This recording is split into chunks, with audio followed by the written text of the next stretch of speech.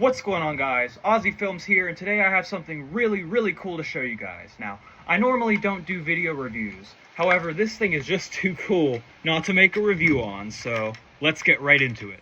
Now guys, this is the H&K MP5K. It shoots steel BBs, as you can see here. I got my Crossman Copperheads.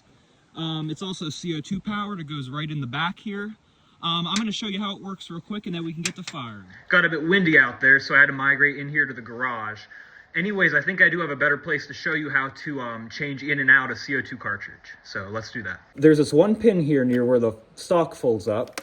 And on the other side, it looks like, if I can get to focus, probably not, looks like that. And it's not rotated around right now, but there's a little tiny pin sticking out of it. You're gonna want to push in on this side here, and that will push it out on this side. You're gonna wanna grab it and pull it out. Now, there's two you can remove here. You can also remove this one, but it's not completely necessary, as all you need to do is fold the stock down like that and open it up. And inside you can see where the CO2 houses, the tiny little piercing pin there. So what I always like to do with my CO2 carts is put a little bit of silicone oil. You're going to put a little bit of that here on the tip, just a tiny little bit. And then you're going to flip the gun. I like to flip it so all the oil doesn't run off. And stick it in there. And you're going to want to close the stock back up, just like that. And then reinsert your pin.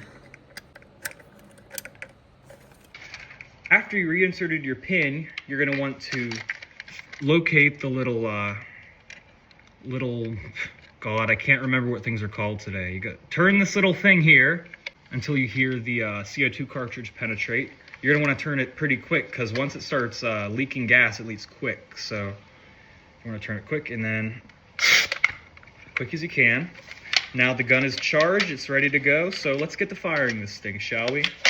Oh, I almost forgot the most important part. You need to load the magazine, so let's do that.